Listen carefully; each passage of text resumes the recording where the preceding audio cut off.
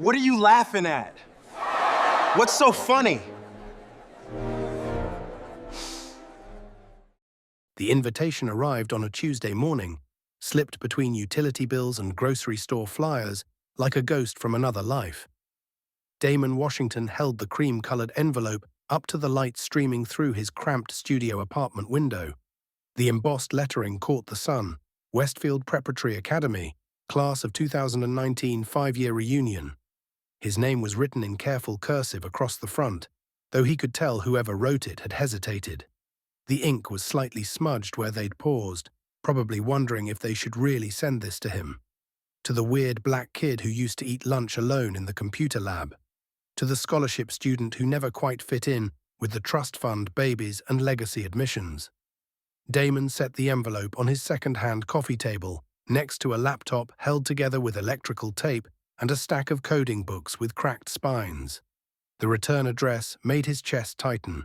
Westfield Prep Alumni Association, CO Madison Sterling, class president. Madison Sterling. He remembered her perfectly. Blonde hair always in a perfect ponytail, designer clothes that cost more than his family's monthly rent, and a smile that could cut glass when she looked at him. She'd been the ringleader of the popular crowd, the one who set the tone for how everyone else treated the outsiders. For a moment, Damon was 17 again, walking through those marble hallways with his shoulders hunched, clutching his worn backpack like armor. He could hear the whispers that followed him. Why's he even here? Scholarship kid. Bet he won't last a semester. My dad says his kind don't belong at schools like this. The memories should have hurt. 5 years ago, they would have sent him spiraling into self-doubt and shame. But now, sitting in his modest apartment, wearing a faded hoodie and jeans with holes in the knees, Damon found himself smiling. Because they had no idea who he'd become. He picked up his phone, the same cracked iPhone he'd had since senior year, and scrolled through his contacts until he found the number he was looking for. The call connected on the second ring. Washington Industries, this is Sarah. Hey Sarah, it's Damon. Can you patch me through to legal? Of course, Mr. Washington. How was your weekend? Mr. Washington. Even his own assistant didn't know that the soft-spoken young man who preferred hoodies to suits was worth more than most small countries' GDP. He'd built his empire quietly, deliberately staying out of the spotlight while his competitors fought for magazine covers and speaking engagements. It was good, thanks. Just need to check on something with the team. As he waited for the transfer, Damon looked around his apartment. To anyone else, it would seem like the home of someone struggling to make ends meet. Mismatched furniture, a tiny kitchen, walls that needed painting. But this place was his sanctuary, his reminder of where he'd come from and why he'd never let success change who he was at his core. The legal team confirmed what he already knew: the acquisition of Summit Event Planning had gone through the previous month. It was a small company, barely a blip on his radar, but they handled high-end events for private schools and alumni associations across the state, including, as it turned out, Westfield Prep. Damon hung up and picked up the invitation again. This time, he opened it. You're cordially invited to celebrate 5 years of friendship, success, and memories at the Westfield Preparatory Academy Class of 2019 reunion. Join us for an evening of reconnection and reminiscence at the Grand Ballroom of the Westfield Country Club. Cocktails at 7 p.m., followed by dinner and dancing. Come share your post-graduation adventures and see how far we've all come. Dress code. Cocktail attire RSVP by March 15th. Can't wait to see everyone again. Madison Sterling, Class President PS. We've tracked down everyone from our graduating class, even the ones who thought they could hide. Looking forward to some surprises. The postscript made his jaw clench.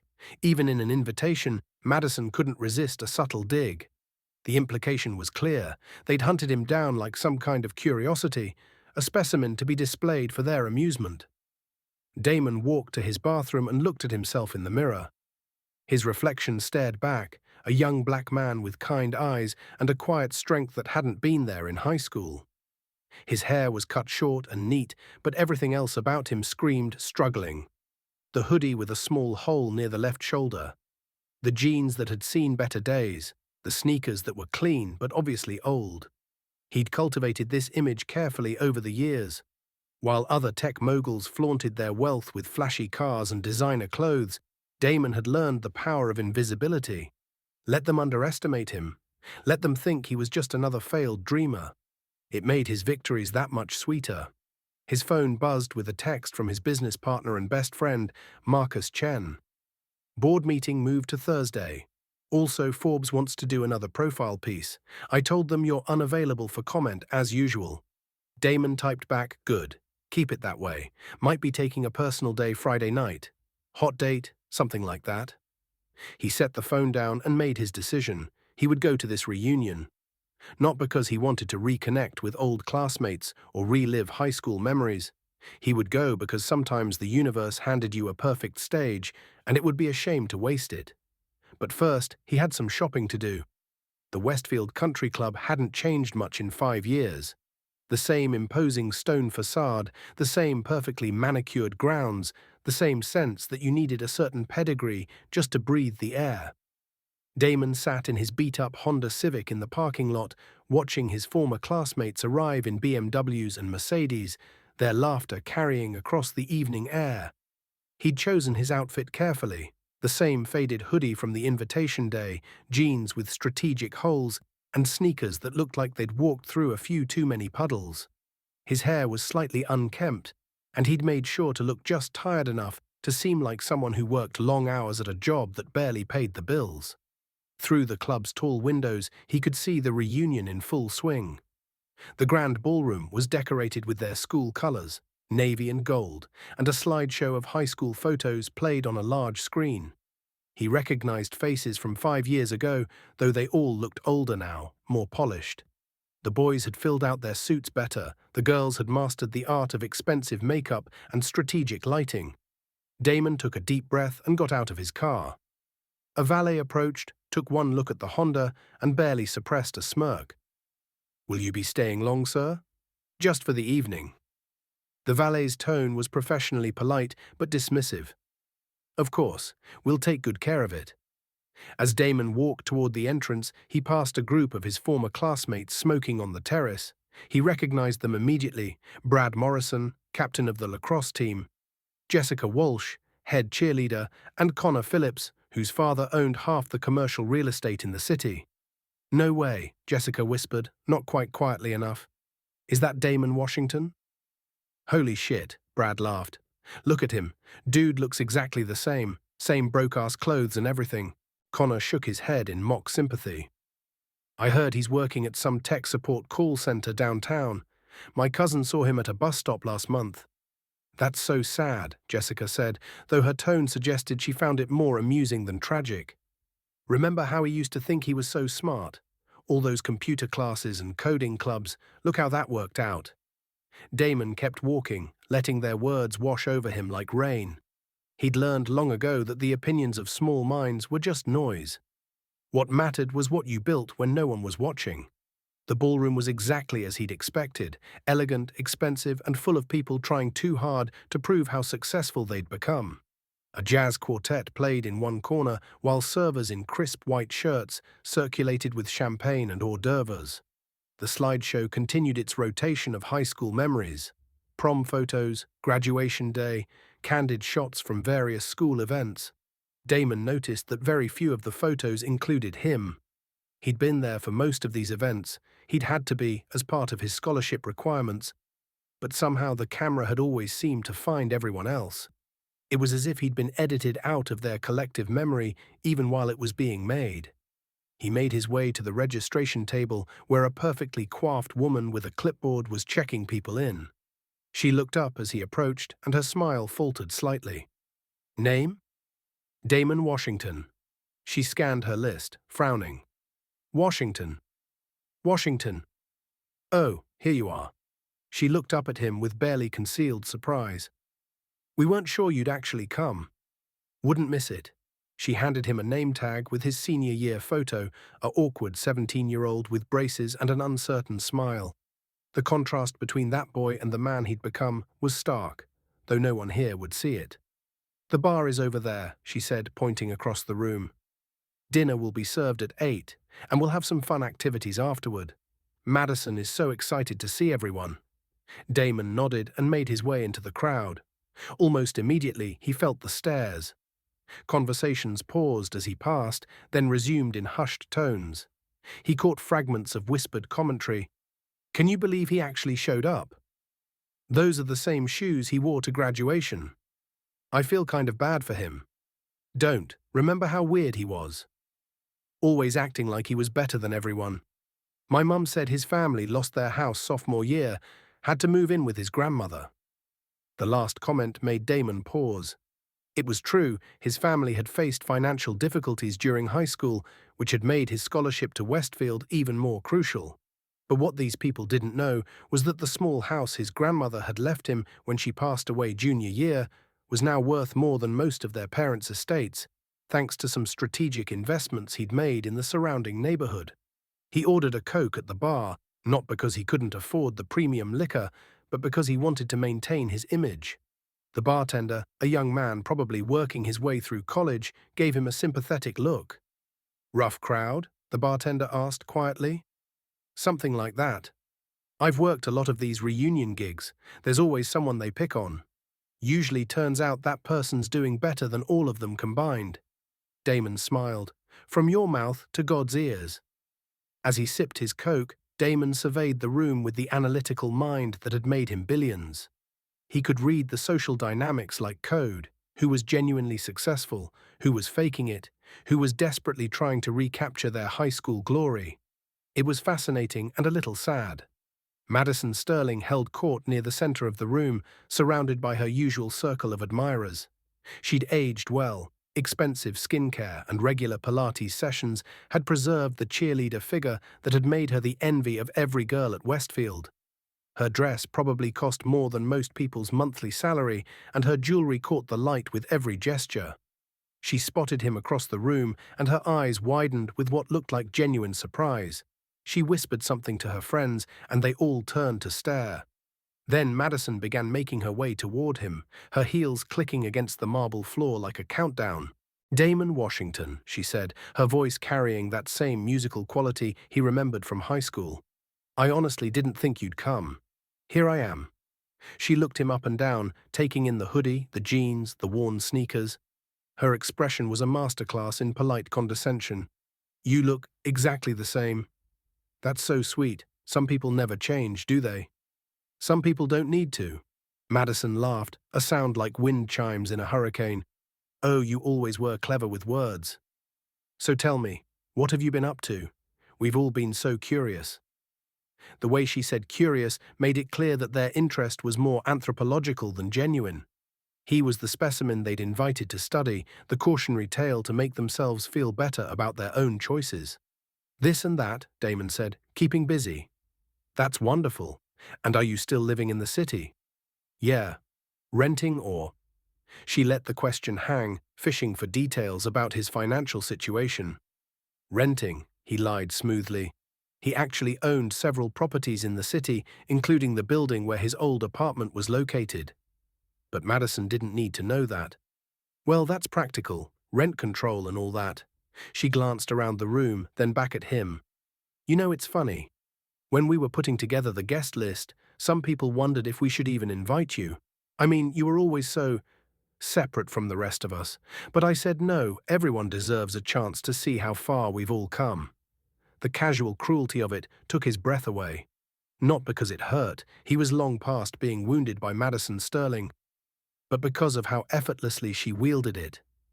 This was a woman who had never faced real adversity, never had to question her place in the world, never had to build anything from nothing. And yet she spoke to him like he was a charity case she was graciously acknowledging. "That was thoughtful of you," Damon said. "I thought so. Oh, you should come meet everyone. They're all doing such amazing things." Before he could object, Madison had linked her arm through his and was steering him toward her group. He could have pulled away, could have made an excuse and left, but he was curious to see how deep this rabbit hole went. The circle of former classmates opened to accommodate them, though Damon noticed how they all took a subtle step back, as if poverty might be contagious. Madison began the introductions with the enthusiasm of a game show host. "Everyone, look who decided to join us. Damon Washington, our resident computer genius." The title was delivered with just enough irony to make it clear that genius was being used loosely. Brad Morrison stepped forward first, his lacrosse player build now softened by too many client dinners and craft beer tastings. "Damon, dude, how's it going?" "You look exactly the same, man. That's wild." "Thanks, Brad. You look good too." It wasn't entirely true. Brad had the slightly desperate look of someone trying to hold on to his youth with expensive hair products and a gym membership he rarely used. "So what are you up to these days?" Jessica Walsh asked. She'd traded her cheerleader uniform for a designer dress that probably cost more than Damon's car, but her smile still had that same predatory quality he remembered. "I work in tech," Damon said simply. "Oh, that's great." Madison clapped her hands together. "Like programming and stuff?" "Something like that." Connor Phillips, who had been hanging back with a smirk on his face, finally spoke up. "Let me guess. Tech support? Help desk? My company's always hiring for those positions if you're looking for something more stable."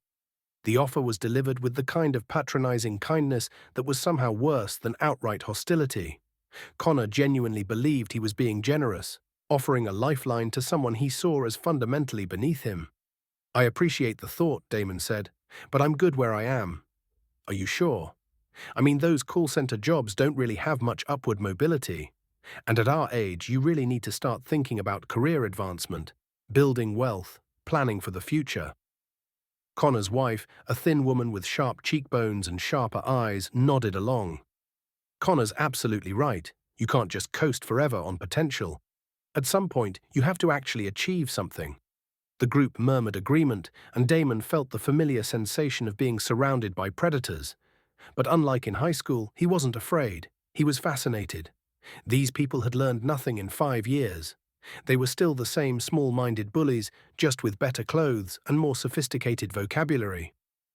"You know what's funny?" Madison said, her voice taking on that sing-song quality that meant she was about to deliver what she thought was a devastating blow. "We were just talking about high school superlatives. Remember those? Most likely to succeed, best-dressed class clown.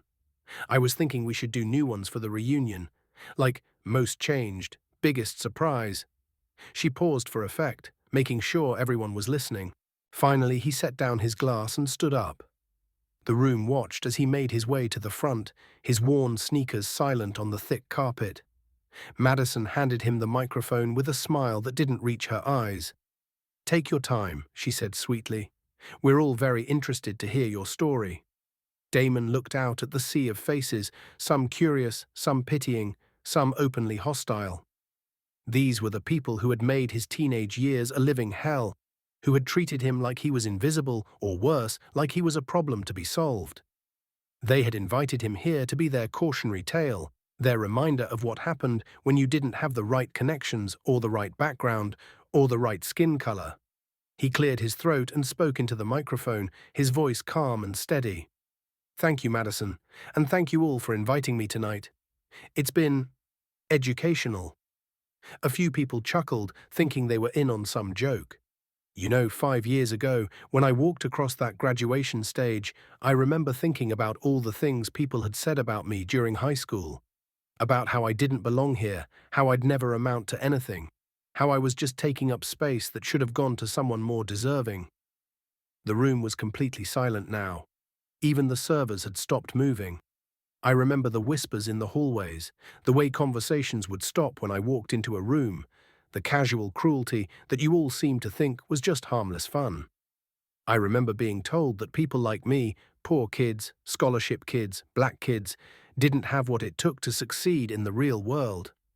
Madison's smile was starting to look strained. This wasn't going according to her script. "And for a while, I believed you. I thought maybe you were right.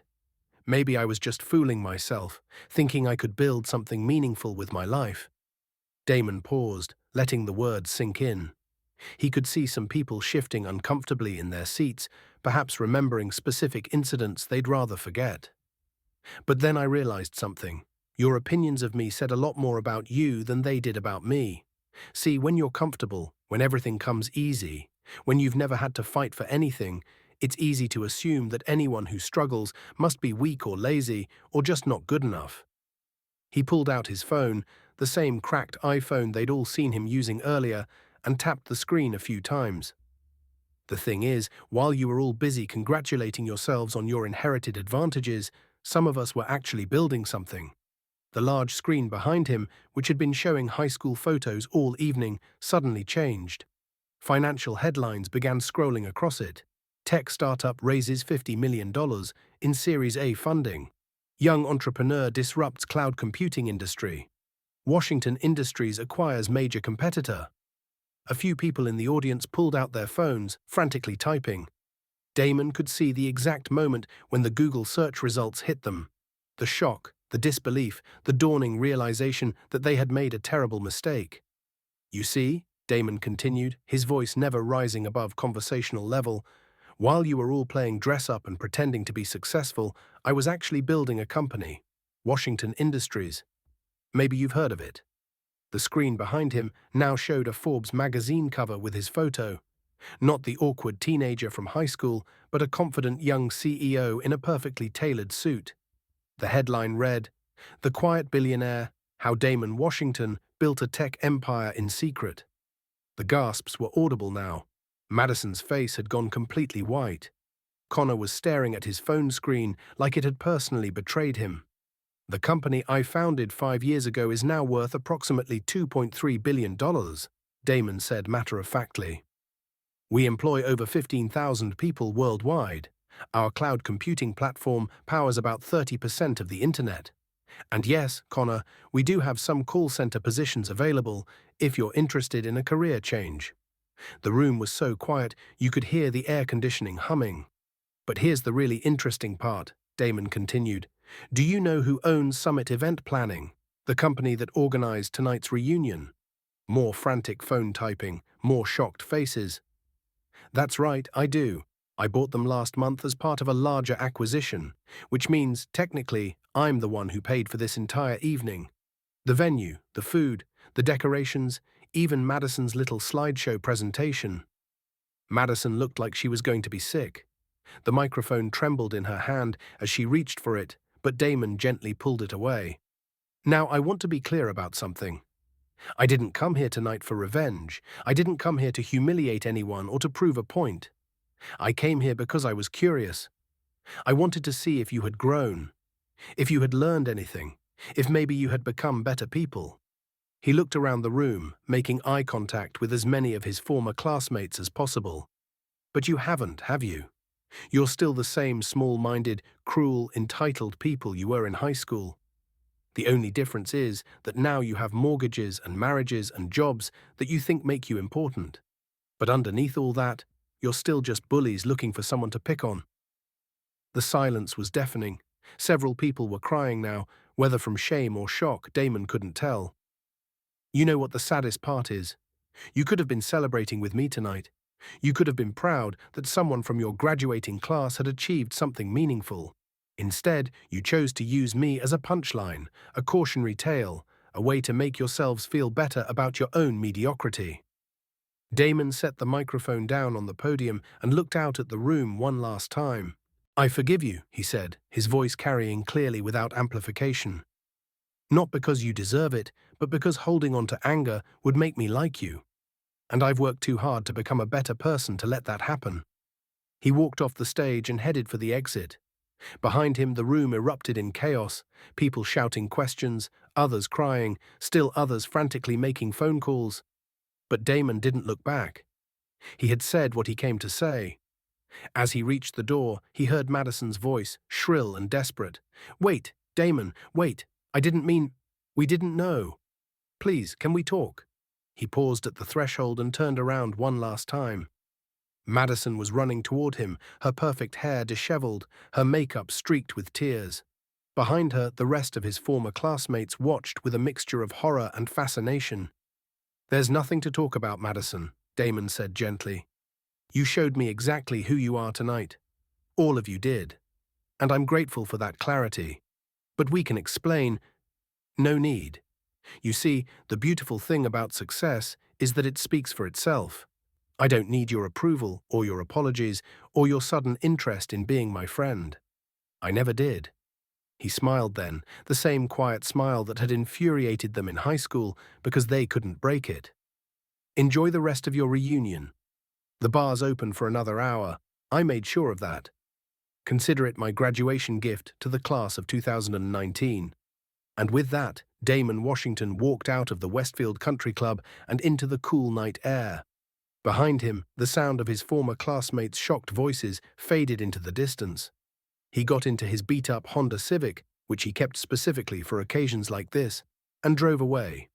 Tomorrow he would go back to being the quiet billionaire who preferred hoodies to suits and anonymity to fame. But tonight he had given his former classmates a lesson they would never forget. As he drove through the city streets, Damon's phone buzzed with notifications. Text messages, missed calls, friend requests on social media from people who had ignored him for 5 years. He turned the phone face down and kept driving. The boy they had mocked and dismissed had become everything they pretended to be. And the best part was, he had done it without becoming anything like them. Success, Damon had learned, wasn't about proving your worth to people who had never valued you in the first place. It was about building something meaningful, something that mattered, something that made the world a little bit better. And as he pulled into the driveway of his modest apartment building, which he owned, along with the 3 buildings next to it, Damon Washington smiled. Tomorrow would bring new challenges, new opportunities to grow his company and help his employees and make a positive impact on the world. But tonight he had reminded a room full of bullies that the quiet kid they had underestimated was capable of extraordinary things. And sometimes that was enough. The reunion would be talked about for years to come. The story would spread through social media, through alumni networks, through the small circles of privilege that had once seemed so important. Some would learn from it. Others would double down on their prejudices and resentments. But Damon Washington would continue building his empire, one line of code at a time, one employee at a time, one innovation at a time, because that's what real success looked like. Not the flashy displays of wealth or the desperate need for validation, but the quiet satisfaction of work well done and a life well lived. And in the end, that was worth more than all the approval of all the Madison Sterlings in the world.